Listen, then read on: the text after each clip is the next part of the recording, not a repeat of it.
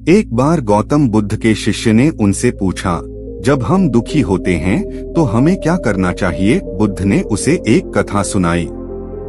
एक बार एक युवक ने बुद्ध के पास आकर कहा, भगवान, मैं बहुत दुखी हूँ, कृपया मुझे दुख से मुक्ति दीजिए।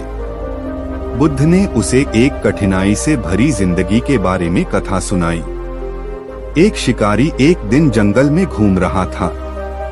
अचानक उसने एक भालू को देखा जो उसके पीछे पड़ा हुआ था।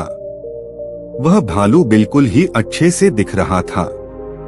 शिकारी ने अपना तंबू पकड़ा और भालू को जाने की कोशिश की, लेकिन भालू उसके नजदीक नहीं आया।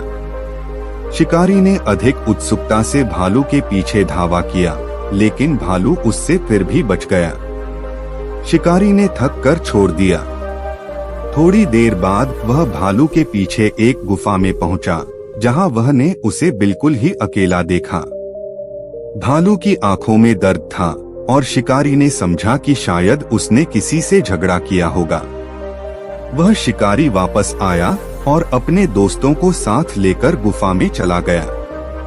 वहां पहुंचकर उसने देखा कि भालू अभी भी एक ही जगह बैठा है, पर उसकी दर्दनाक आंखों की जगह अब उसके शरीर पर जख्म हैं। शिकारी ने उसे पूछा, तुम्हारे आंसू क्यों नहीं रुक रहे? भालू ने कहा, वह जख्म मेरे शरीर का नहीं बल्कि मेरे मन का है। जब मैंने तुम्हें देखा तो लगा कि तुम मुझसे मेरे बच्चों की तरह खेलना चाहते हो।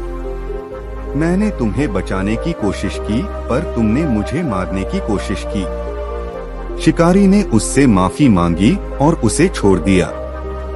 गौतम बुद्ध ने कहा, यह कथा हमें यह सिखाती है कि दुख से मुक्ति के लिए हमें अपने मन के जख्मों को ठीक करने की आवश्यकता होती है, न कि किसी और को दोष देने की।